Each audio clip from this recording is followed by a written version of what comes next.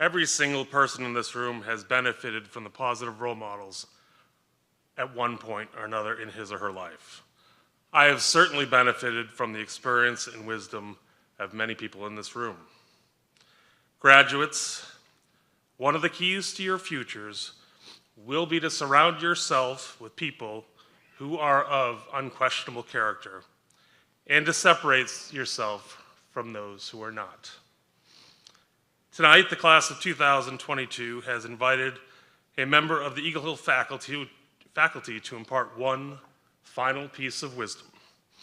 And this year's final lesson will be taught by a man who's completing, with many more years to go, his 25th year at Eagle Hill, during which he also served our country on 2 separate tours of duty in Iraq and Guantanamo Bay.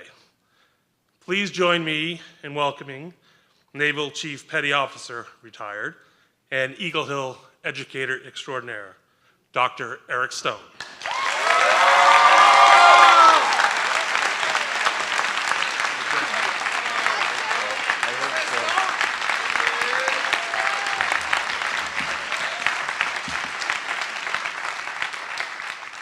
Just because it'll be easier to look at you than out there.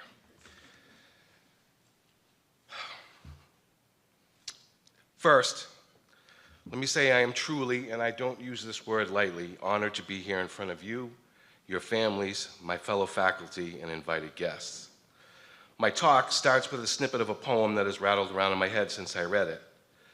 The line comes from a poem entitled Pursuit by Stephen Dobbins. It says, "Each thing I do, I rush through so I can do something else."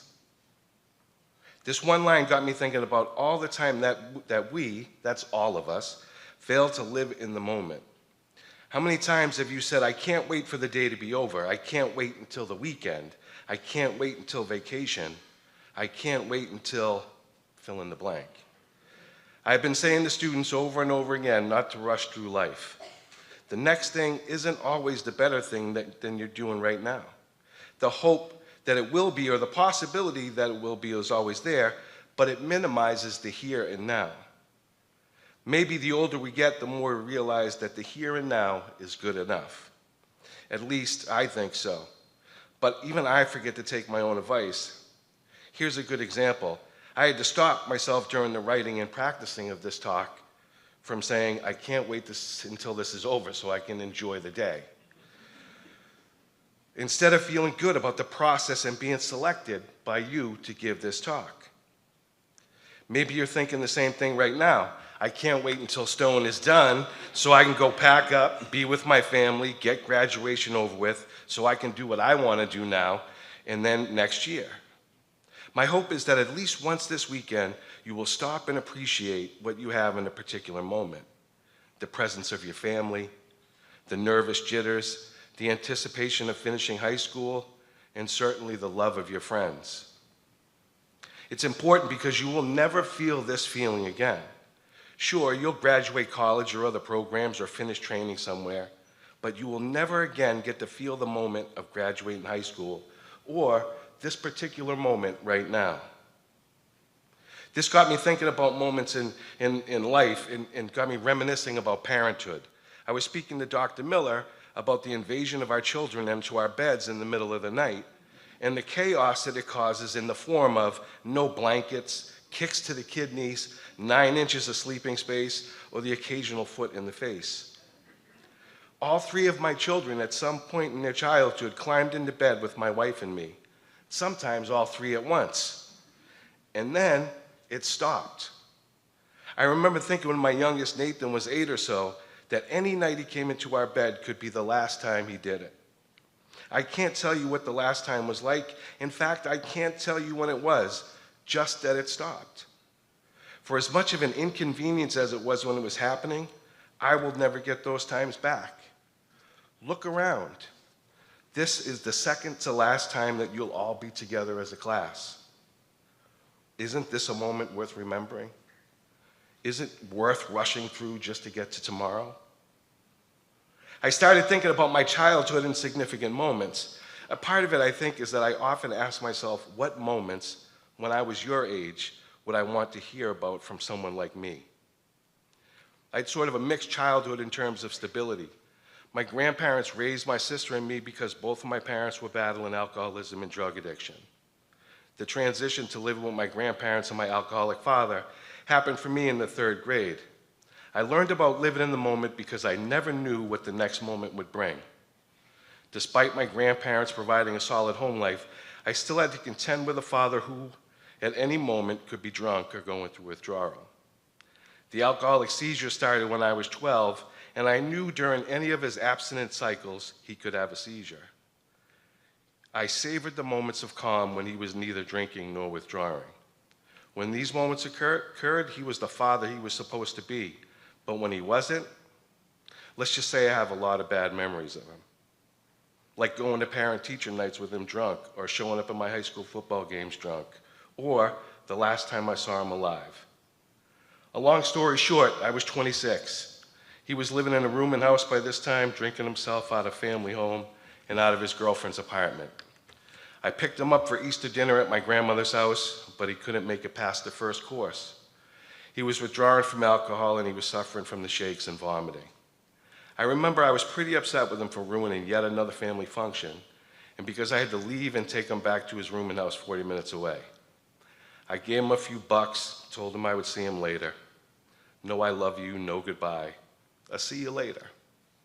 2 weeks later, I got a call at work from my wife saying that the police had found him dead. He had been lying there for 2 or 3 days. That was the first night I cried since I was a little boy. I don't know if it was because he had died or if it was because of our last meeting. I still don't.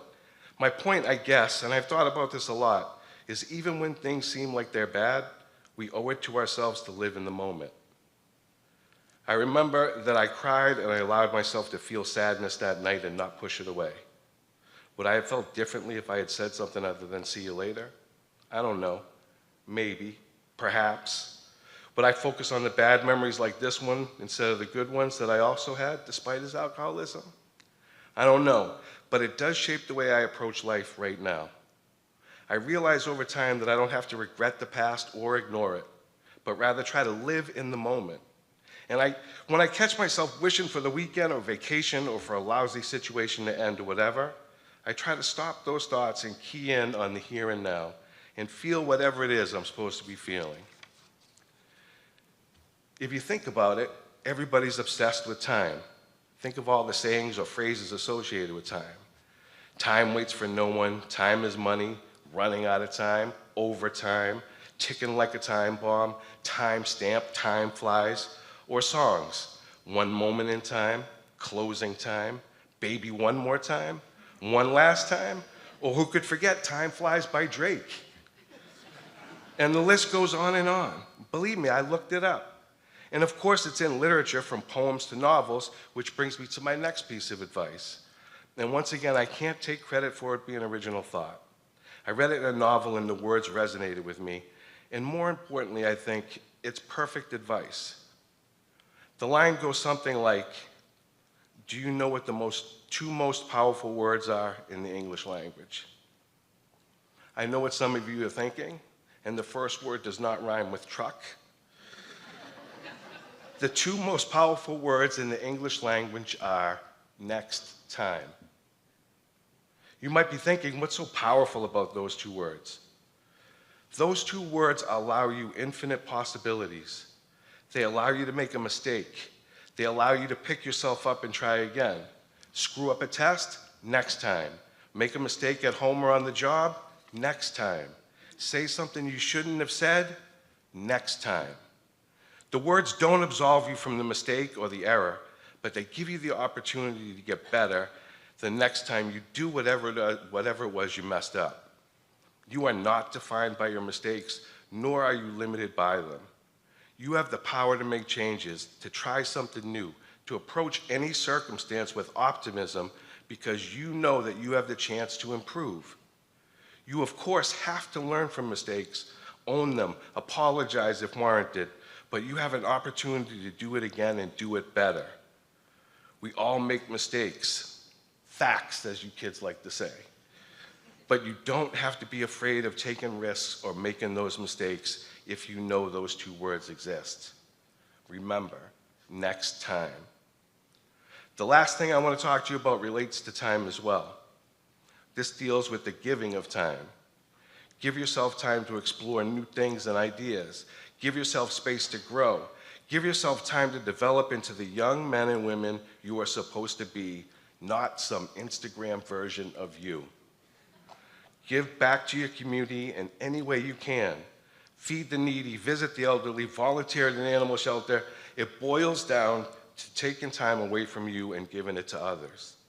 This will help you see who you are, make you right-sized, and it will slow you down. More importantly, it will allow you to see that you are not the center of the universe, as impossible as that may seem to you right now. You need to figure your life out. Do it on your own terms and your own timetable. Don't worry about what others are doing around you. So in case you were actually thinking about tomorrow and not paying attention to me, here are the major points of my talk. Don't rush to the next thing. Live in the moment. Give yourself some time to figure out who you are and who you want to be. Give your time to people and institutions in your community that need it.